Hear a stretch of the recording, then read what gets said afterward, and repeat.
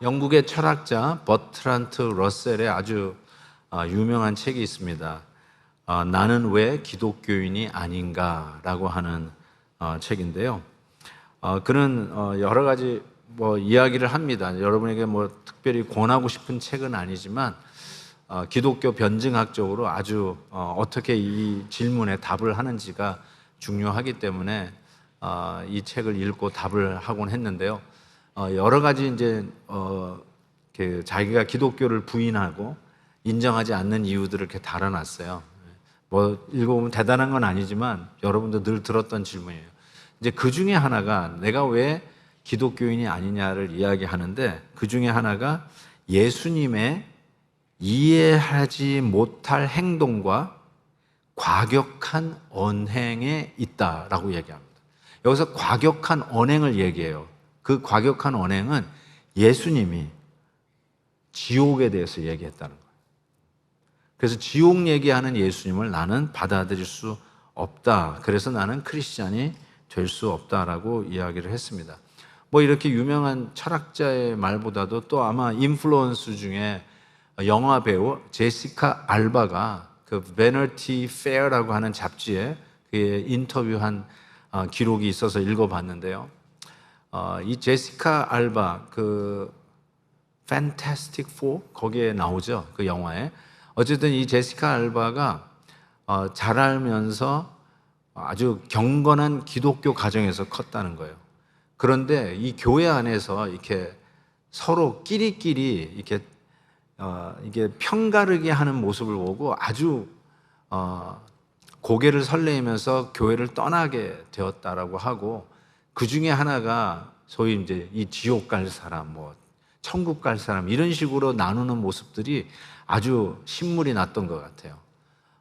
교회가 그런 식으로 접근하지는 않는데 어쨌든 안타까운 거는 그런 분위기 속에서 큰 것 같은데, 나중에 이 제시카 알바가 소위 이렇게 사귀는 사람이 소위 양성애자예요.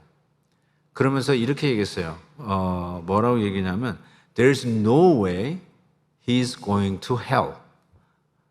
내가 사랑하는 그 사람이 지옥 간다는 건 나는 도무지 받아들일 수 없다. 어떻게 그런 이야기를 할 수 있느냐라고 하는 것이죠. 철학자의 이야기든 아니면 영화 배우의 이야기든 어쩌면 우리도 하나님이 사랑이신데 왜 지옥이 있는가라는 이 질문은 한 번쯤은 해보지 않았을까. 어쩌면 아직 해답이 없고 답이 없는 가운데 그냥 하루하루 이렇게 신앙생활을 하고 있는 분도 있지 않을까 싶습니다. 하나님이 사랑이신데 왜 심판에 대해서 얘기하실까? 오늘 본문은 구체적으로 지옥이라는 단어를 쓰지는 않았지만 예수님이 지옥이라는 단어를 많이 쓰셨어요. 그렇지만 오늘 본문에서는 심판 이야기를 하십니다. 심판은 지옥에 대한 이야기를 하고 계시는 것이죠. 이 이야기를 들으면서 굉장히 좀 타당하다는 생각도 갖고, 혹은 굉장히 날카로운 질문이다라는 느낌도 듭니다. 이 질문을 우리가 가슴에 좀 받아두고 오늘 본문이 이 질문에 어떤 답을 주는지 살펴보려고 합니다. 요즘 많은 사람들은 사랑에 대해서 오해를 한다라고 생각합니다. 사랑은 불편한 진실에 대해서 이야기하지 않는 것이 사랑이라고 이야기하지만, 이것은 우리는 금방 생각해 봐도 이거는 잘못된 것이라고 알 수 있어요. 우리가 자녀들이 잘못된 길로 갈 때 사랑의 부모님들은 그 일 하지 말라라고, 그것이 너를 망친다고, 마약을 하는 아이가 있다면 너 그걸로 망한다고 이야기하고 금할 겁니다. 사랑한다라고 그 말도 못하고 전전긍긍하는 부모가 있다면 그게 진짜 사랑일까요? 어쩌면 그것이야말로 방종이라고 생각할 수 있습니다. 하나님의 사랑도 마찬가지입니다. 우리를 사랑하기 때문에 우리 안에 그 흉물스러운 죄를 지적하십니다. 그리고 그 악을 결코 가볍게 여기지 아니하시고 정말로 우리의 사랑, 즉 그 악이 우리를 멸망으로 가게 하고 파괴를 하니까 하나님께서는 그 일을 금하시고, 그것을 금하는 우리 하나님의 명령을 우리는 거룩한 사랑의 한 모습이라고 우리는 이해할 수 있습니다. 오늘 18절 말씀 보면 그를 믿는 자는 심판을 받지 아니하는 것이요 믿지 아니하는 자는 하나님의 독생자의 이름을 믿지 아니하므로 벌써 심판을 받은 것이다 라고 이야기를 합니다. 여기서 심판을 이야기하는 말씀이 협박용이 아니라는 걸 우리는 금방 알 수 있어요. 왜냐하면 요절 중에 요절 우리는 이미 하나님이 세상을 이처럼 사랑하사, 요한복음 3장 16절 말씀을 우리가 알거든요. 그와 같은 이유는 우리를 멸망시키지 아니하고 영생을 얻게 하려 하십니다. 이게 하나님의 마음이에요. 이게 하나님의 정말 가슴 터지는 사랑의 고백이에요. 우리들을 멸망이나 심판이나 지옥을 보내려고 하시는 하나님이 아니라 어떻게 하든지 구원해 내려고 하시는 하나님의 마음을 표현하고 있기 때문에 그렇습니다. 그 이유를 19절에 보면 이 정죄는 이것이니 곧 빛이 세상에 왔을 때 사람들이 자기 행위가 악함으로 빛보다 어둠을 더 사랑한 것이다 라고 이야기를 합니다. 도무지 하나님의 사랑을 깨달을 수가 없는 것이죠. 알 수가 없어요. 이해가 안 되는 거죠. 어떤 의미에서는. 그래서 우리는 심판의 대상, 지옥 갈 대상이 될 수밖에 없는 것이죠. 거기서부터 건져내시려고 하는 하나님의 사랑 안에서 표현된 이 심판의 선포. 왜 우리는 심판을 받을 수밖에 없는가? 오늘 말씀처럼 우리는 어두움을 사랑했기 때문에 그렇습니다. 여기 참 이게 저는 굉장히 인사이풀하다고 생각해요. 죄는 어둠 속에서 길을 헤매는 게 아니에요. 죄는 어쩌다가 깜깜해가지고 실수해서 잘못 들어선 길이 아니에요. 죄는 어둠을 사랑하는 것이에요. 그래서 근본적으로 죄의 문제는 이 사랑의 방향의 문제예요. 하나님 사랑이 아니라 어둠을 사랑하는 이 사랑의 방향이 뒤틀린 게 바로 어둠이라고 할 수 있어요. 그런 의미에서 하나님보다 더 사랑하는 게 어둠이에요. 그리고 그 어둠을 우리는 사랑해요. 하나님보다 더 사랑해요. 물질을 더 사랑한다고요? 그러면 그 물질이 결코 나쁜 게 아닌데 그게 어둠이에요. 우리의 자존심을 하나님보다 더 사랑한다고요? 그러면 내 자존심이 어둠이에요. 내 마음대로 내 뜻대로 누가 감히 나에게 이래라 저래라 해 라고 하는 의지로 살아가시는 것이 여러분이 정말로 추구하고 그것이 하나님보다 더 사랑스러워하는 것이라면 그게 어둠이라고 성경은 이야기하십니다. 그래서 우리가 지금 계속해서 거듭남에 대해서 born again, born from above 하나님이 우리를 거듭나게 한다는 메시지를 계속 듣고 있는데 이 거듭남은 사랑의 방향이 수정되는 것을 얘기해요.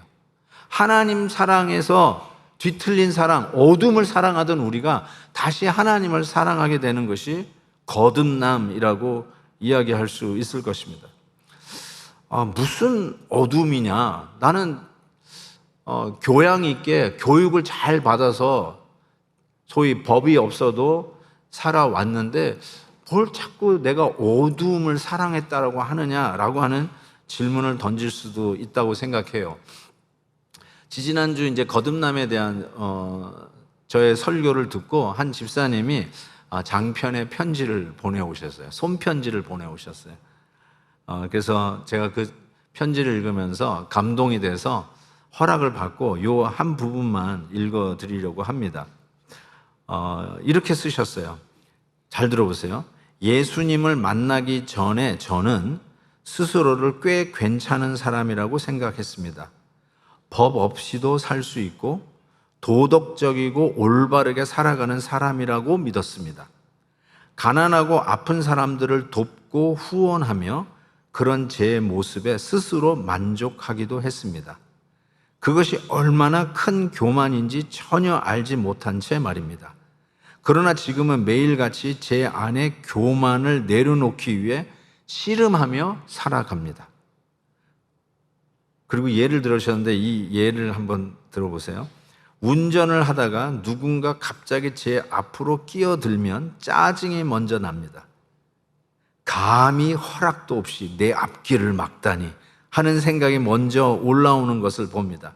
참 사소하고 짧은 순간이지만 이 순간에서조차 여전히 나 중심성을 온전히 내려놓지 못한 제 모습을 발견합니다. 맞아요. 내 중심적인 나를 향한 이 디렉션이에요. 사랑은 방향의 문제예요. 나를 향한 사랑에 하나님께서 태클을 걸어오신 게 심판이에요. 어쩌면 지옥이에요. 나를 향한 사랑에 하나님께서 태클을 걸어오신 거죠. 이런 이야기를 들으면 이런 생각을 할 수 있어요. 야, 무슨 그 크신 전능하신 하나님이 째째하게 그런 거 가지고 시비를 거시나 라고 생각할 수 있어요. 우리가 뭐 굳이 나쁜 일 하는 것도 아닌데, 뭐 뒷골목에서 마약 팔거나 사람을 위해하는 것도 아닌데 뭘 이런 거 가지고 태클을 거시나 라고 할 수 있는데, 아까도 사랑은 뭐라고요? 어둠에서 실수하는 게 아니라 어둠을 사랑하는 거예요. 사랑의 방향이 잘못됐다는 거예요.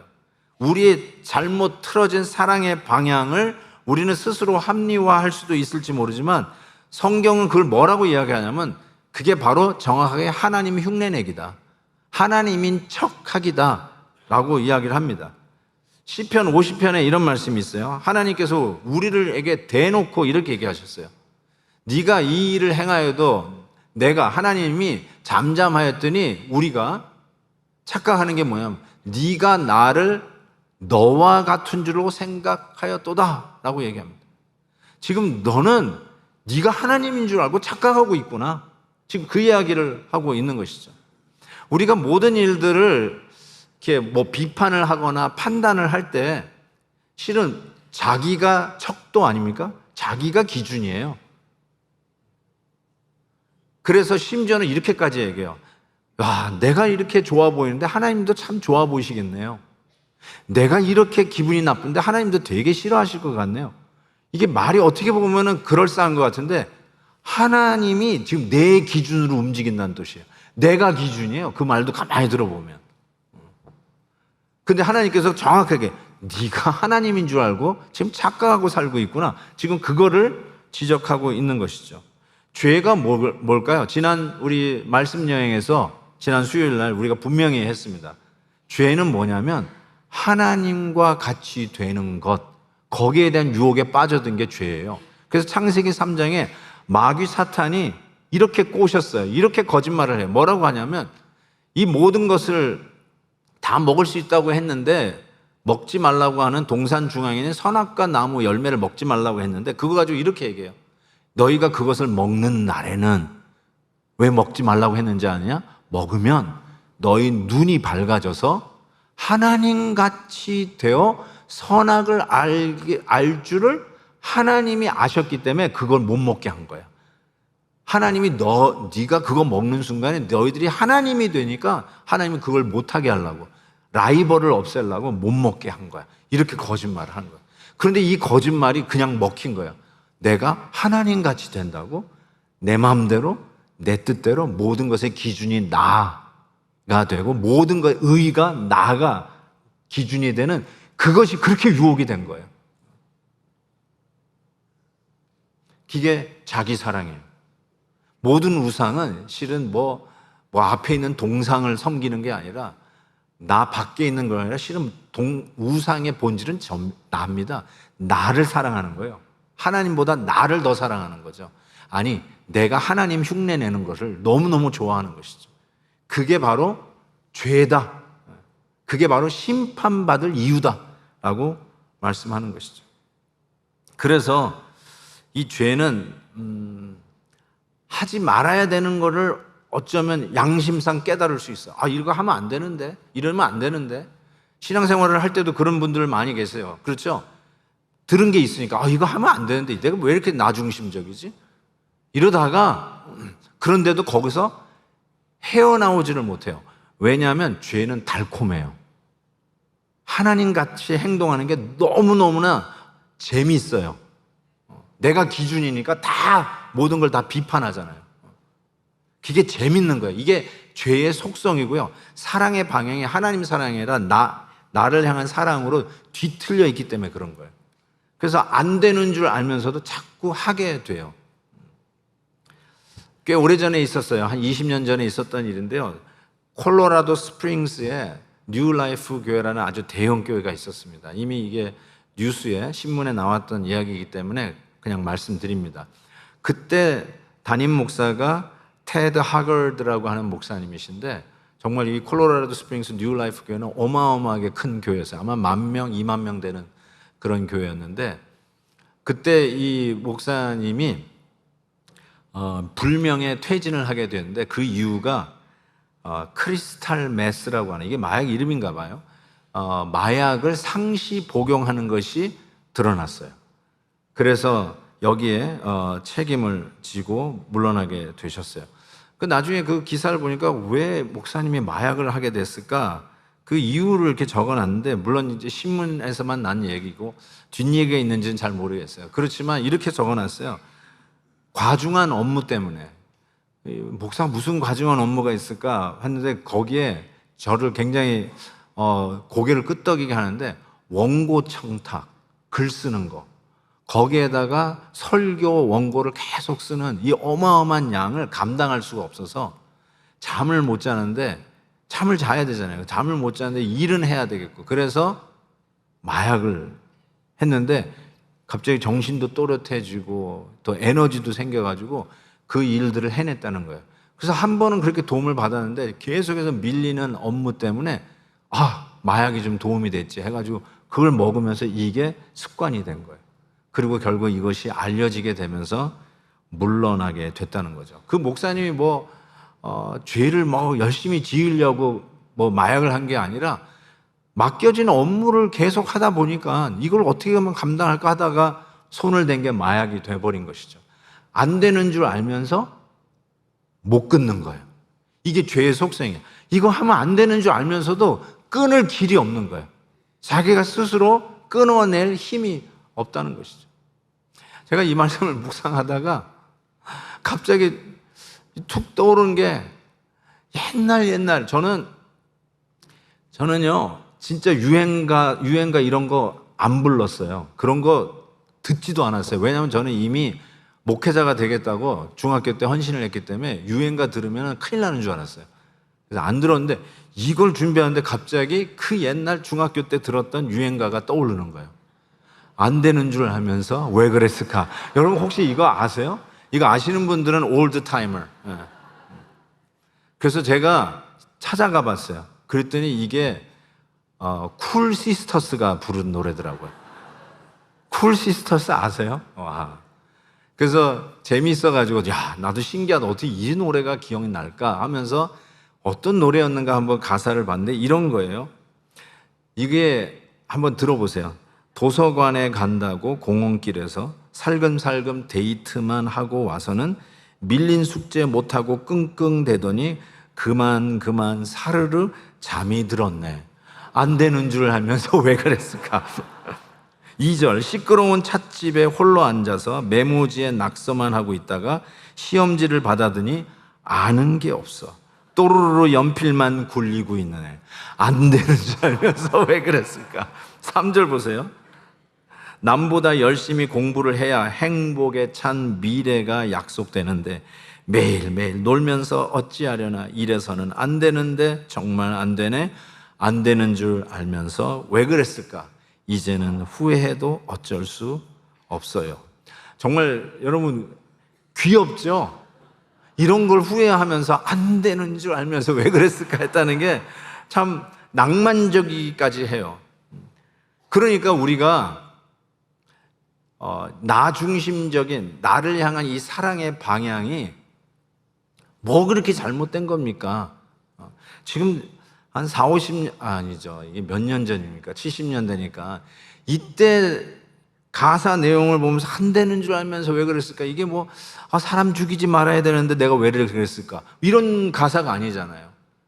정말 웃음이 날 정도로 하는 가사 내용인데 이런 얘기를 들으면서 뭐가 그렇게 이게 잘못된 거라고 이거를 막 이러면서 오히려면 자기가 하는 이 사랑의 뒤틀린 방향을 자꾸 합리화하고 정당화하고 할 수 있는데, 실은 이게 이 죄악의 방향이 바뀌니까 우리의 취향에 맞는 하나님을 새롭게 만들어내요. 성경이 이야기는 하는 그 하나님, 계시된 하나님을 우리가 받아들이는 게 아니라 내가 원하는 스타일의 하나님을 만들어내요. 그리고 내가 그 하나님처럼 행동하게 되는 이런 부작용을 낳게 돼요. 예를 들어서 회개를 하지 않아도 받아주시는 하나님, 내 죄가 그렇게 대단한 죄가 아니라고 생각하면서 관대하게 여겨주시는 하나님, 십자가 없이 위로만 주시는 하나님, 기도하는 대로 다 들어주시는 하나님, 자기가 원하는 스타일의 하나님을 만들어내서 하나님같이 된다라고 하는, 그래서 하나님을 향한 사랑이 아니라 결국 자기 사랑이고 사랑의 방향이 완전히 뒤틀어진 나의 모습, 이게 어둠을 사랑하는 거라고 말씀드렸잖아요. 그래서 우리는 심판받아 마땅하다라고 이야기하는 것이죠. 우리가 이제 하나님의 사랑을 이야기할 때 우리가 특별히 잘해서 사랑한 것보다는 God loves the way that I am 이렇게 얘기하면서 나의 있는 모습 그대로를 하나님이 사랑하십니다 라고 이야기를 해요. 맞는 말이에요. 하나님이 내 모습 이대로를 사랑하세요. 그렇지만 하나님의 사랑은 우리를 또한 그대로 놔두지 않는 사랑이기도 해요. 내 모습 이대로를 사랑하셔서 우리를 받아주셨지만 우리의 모습 그대로 내팽겨치는 하나님이 아니세요. 하나님 자녀다운 그리스도의 인격을 닮아가는 자로 빚어가시는 업무를 하나님은 계속 진행하십니다. 건져내놓고 네 마음대로 살아가고 손 털고 떠나가시는 하나님이 아니세요. 건져내시고 나서는 하나님의 자녀답게 키워가시고 빚어가시는 업무가 남겨져 있어요. 그래서 하나님은 내 모습 이대로를 사랑한다는 말은 내가 죄 짓는 모습, 게으른 모습, 남 비방하거나 험담하거나 이런 죄 짓는 모습 그대로를 사랑하셔서 그냥 받아주셨었기 때문에 그대로 살라는 게 아니라 반드시 하나님은 고쳐가시는 하나님이라는 것을 분명히 해야 됩니다. 또 하나, 하나님은 왜 우리를 심판의 대상으로 하시느냐면 오늘 본문 말씀이 이렇게 얘기했어요. 20절에 보니까 악을 행하는 자마다 빛을 미워하며 빛으로 오지 아니하나니 이는 그 행위가 드러날까 함이요 라고 얘기했어요. 두 번째 심판을 받는 이유는 빛을 미워하기 때문에 그렇습니다. 어둠을 사랑하고 빛을 미워하기 때문에 그렇습니다. 빛을 우리가 언제 피할까요? 빛을 언제 피합니까, 여러분? 얼굴에 얼룩이 있다든지, 옷이 엉망이다든지, 좀 메스하다든지, 제대로 꾸미지 않았다든지, 그래서 나의 어떤 수치와 부끄러움이 드러날까봐 그런 상황 속에서는 빛을 미워하게 돼 있어요. 빛이 없었으면 좋겠어요. 어두컴컴한 데로 들어가게 되겠죠. 죄가 있어서 하나님 앞에 나아가지 못한다라고 하는데 실은 더 깊은 이유죠. 죄를 버리고 싶지 않기 때문에 하나님 앞에 나오지 않는 경우가 더 많습니다. 하나님 앞에 나오면 내가 탐닉하던 삶을 더 이상 살 수 없기 때문에 하나님 앞에 나오는 거를 꺼리는 수가 있어요. 내가 즐기던 삶을 그럼 못한다는 거야? 주일마다 교회를 가야 돼? 그럼 내가 주일날 늘 즐기면서 하던 일들을 더 이상 못한다는 거야? 그거 못하니까 안 나가는 것이죠. 그런 의미라고 할 수 있어요. 그래서 이 빛이 비치는 것을 아주 싫어하고 불편할 때가 너무나 많이 있는 거죠.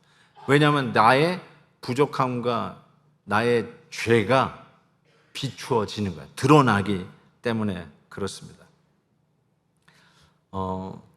요번에 그 신학 강좌 때 불확실성 시대에 이 말씀의 조명을 비추면서 말씀드릴 때 제가 그 조명이라는 말이 아주 성령의 역사, 성령의 일하심을 특별히 신학적인 단어로 조명이라는 단어를 쓰는데 특별히 성령이 우리에게 조명한다는 뜻은 말씀이 선포되어질 때 그 말씀이 우리들을 이렇게 서치라이트로 이렇게 조명을 하는 거예요. 그래서 우리 안에 있는 그 죄의 어두움을 막 드러내는 거예요. 그래서 싫어요. 말씀이 선포되어지면 말씀이 나한테 빛으로 들어오기 때문에 내 안에 어두움이 죄가 드러나면 싫어요. 그래서 말씀을 들을 때 은혜도 되지만 또 하나의 반응은 불쾌해요. 저는 여러분이 하나님의 말씀을 들을 때 불쾌했으면 좋겠어요. 긍정적인 의미로 불쾌했으면 좋겠어요. 왜냐하면 하나님의 말씀은 조명이에요. 서치라이트, 빛을 비추는 거와 똑같아요. 그 빛을 비춘다는 게 뭘까요? 나의 부족함이 드러나는 거예요. 오 마이 갓네스. 그래서 때로는 이게 아파요. 부끄럽다 못해 아파요. 그래서 자기의 그런 죄가 드러나면 분노가 일어나요. 그래서 때로는 설교자가 오해를 받아요. 저거 나들으라고 하는 말이구나. 나를 겨냥한 말이구나. 뭐 속된 표현 날 때리는 말이구나 라고 하는데, 여러분, 어떤 어리석은 목회자가 그 누구 때리기 위해서 설교하는 목회자가 어디 있습니까? 그건 진짜 오해고요. 만약에 아프고 말씀을 듣는데 화가 나고 그랬다면 어쩌면 지금 하나님께서 정확하게 여러분의 죄를 조명하고 들추고 있는 거예요. 그래서 막 창피하기도 하고 그런 것이 분노하는 마음으로 나타날 수도 있다라고 생각해요. 암 환자들은 굉장히 익숙한 말인데요. 수많은 촬영을 합니다. CT 촬영을 하고 펫스캔도 하고 막 그러는데, 저도 수술 후 6개월 되었을 때 얼마 전에 처음으로 CT 촬영을 했습니다. 그래가지고 이렇게 결과가 나왔어요. 알려드릴까요? 별로 궁금하지 않으시죠? 암이 없다라고 나왔고요. 근데 이쪽 폐에 염증이 발견됐어요. 그래가지고 좀 더 살펴보자 해가지고 또 CT를 찍기로 했습니다. 어쨌든 그건 염려하지 말라라고 의사가 얘기했으니까 여러분 염려하지 마시고 계속 기도해 주시는데, 제가 이제 암 진단을 받고 이제 의심하고 이제 암이다라고 할 때, 여러분 이 CT 컨트라스트라고 하는 거는 이 혈관에 조영제를 집어넣습니다. 그 조영제를 집어넣으면 X 광선을 빛을 발해서 사진을 찍을 때 암이나 이 염증이 그대로 아주 명확하게 드러나요. 그래서 이 조영제를 집어넣고 사진을 찍어요. 그 X 광선을 발해가지고 찍어요. 그러면 이제 딱 드러나는 거예요. 저도 요번에 또 뭐 염증이 있다고 발견됐지만 어쨌든 그게 드러나요. 암덩어리든 뭐든지 이렇게 드러나게 되어 있어요. 그러면 이렇게 물어볼 수 있어요. 저는 한국에서 이제 발견이 됐으니까 이게 언제 생긴 거예요? 라고 하는데, 그러더라고요. 의사가 한 2, 3년은 된 것 같습니다. 이렇게 얘기를 하더라고요. 2, 3년은 된 것 같대요. 적어도. 그러니까 있어 왔던 거예요. 있어 왔는데 빛을 비춰서 보니까 드디어 알게 된 거예요.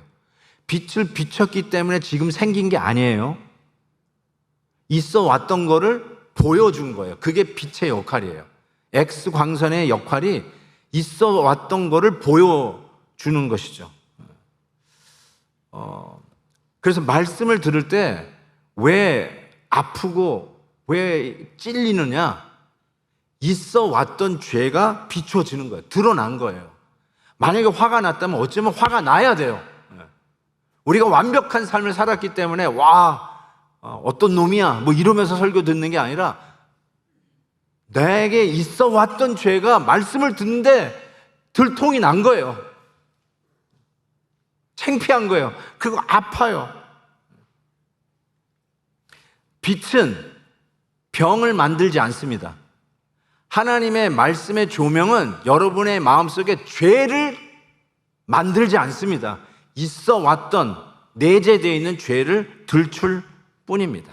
내 안에 감춰왔던 교만, 시기, 음욕, 분노, 자기의, 용서하지 못하는 미움, 인색함, 거짓, 이런 게 말씀을 들으면서 드러나는 거예요.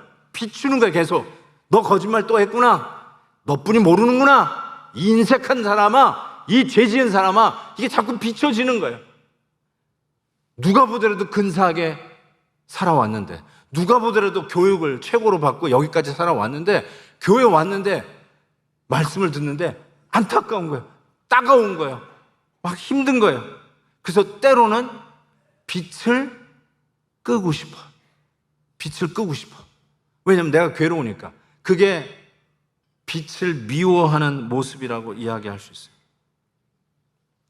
CT 촬영이 병을 만드는 이유가 아니듯이, 그리하여 병을 치료하기 위한 의도이듯이, 우리 주님께서 말씀으로 우리의 죄를 드러나게 하시는 목적은 우리를 절망하게 하기 위함이 아니라 십자가 앞으로 인도하시기 위함입니다.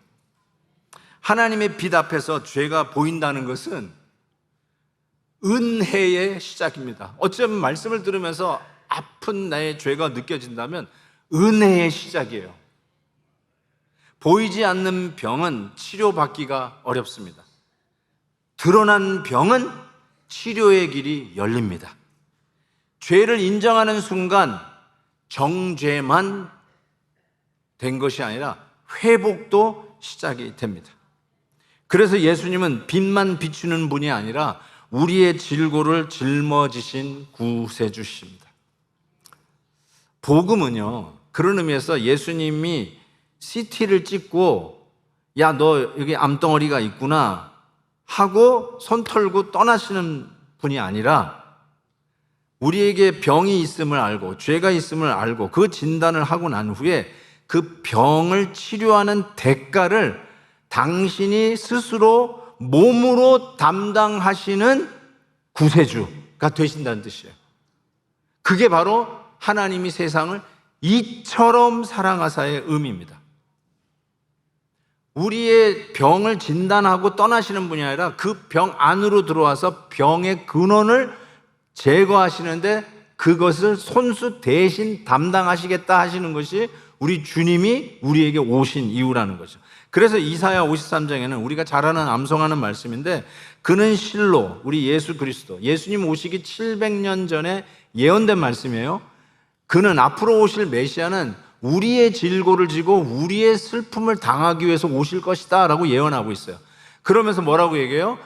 예수님의 찔림은, 십자가에서 찔림은 우리의 허물 때문이요, 그가 십자가에서 상함은 우리의 죄악 때문이라고 분명히 말씀하고 계세요.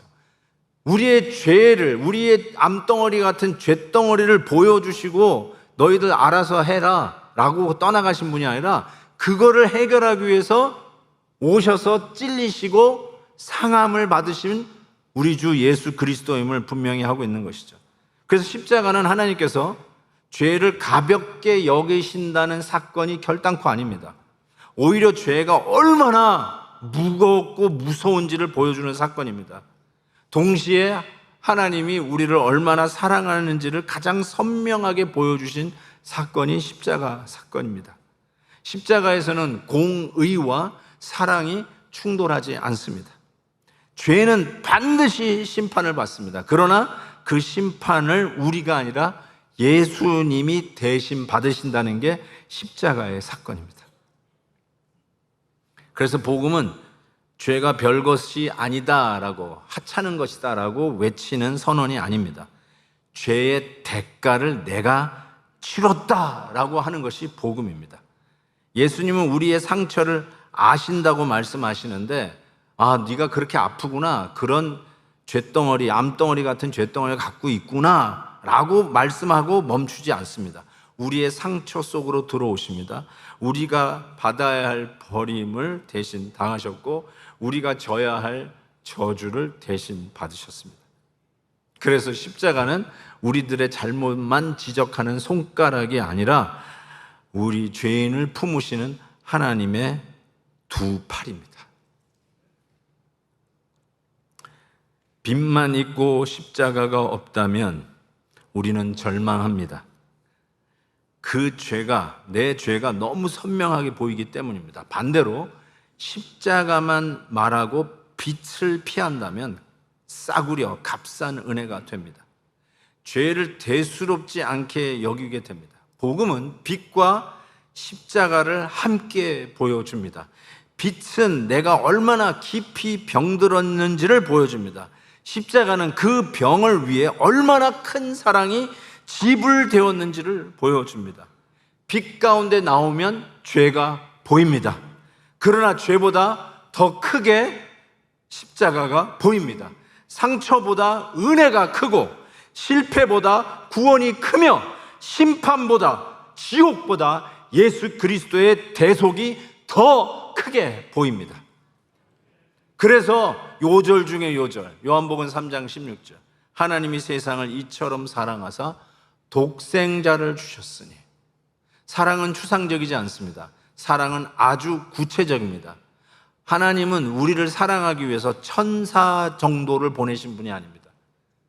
당신의 아들 독생자 예수 그리스도를 우리를 위해 주셨습니다.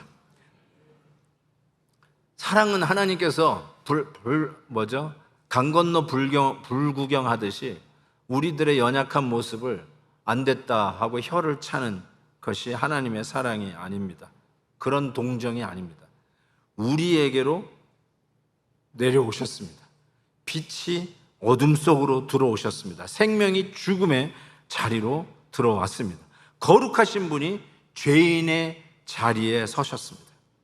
하나님은 사람을 멸망시키기 위해서 자기 아들 독생자를 보내신 것이 아니라 멸망하지 않고 지옥 가지 않고 영생을 얻게 하려고 당신의 아들을 우리에게 보내셨습니다.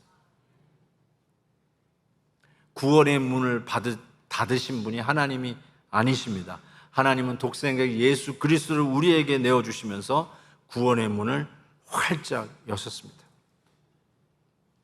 그래서 사랑하는 성도 여러분, 우리들의 질문, 지옥에 관한 질문은 십자가 앞에서 다시 물어야 합니다. 왜 하나님은 사랑이면서 지옥을 만드셨는가라는 질문이 아니라 성경은 오히려 우리가 이런 질문을 던져야 한다고 이야기합니다. 왜 우리는 이런 사랑을 받았음에도 불구하고 아직도 어두움을 사랑하는가? 그 질문을 우리는 겸손하게 우리 스스로에게 던져봐야 합니다. 빛을 피하면 내가 괜찮은 줄 알 거예요. 잠시라도 편할 수 있을지는 몰라요. 그러나 그 병은 더 깊어질 겁니다. 그렇지만 빛으로 나오면 처음에는 아플 수 있지만 치료가 시작이 됩니다. 그래서 회개는 수치가 아니라, 수치의 끝이 아니라 은혜의 시작이라고 믿습니다. 전 여러분에게 이렇게 초청합니다. 빛으로 나오십시오. 빛 가운데로 나오면 죄가 보입니다. 그러나 죄보다 십자가가 더 크게 보일 것입니다. 상처보다 은혜가 더 크고 우리의 실패보다 예수 그리스도의 사랑이 언제나 분명히 더 큽니다. 이 빛은 여러분을 망하게 하려는 빛이 아니라 저와 여러분을 살리기 위해 십자가로 인도하는 생명의 빛입니다. 그 빛으로 나오십시오.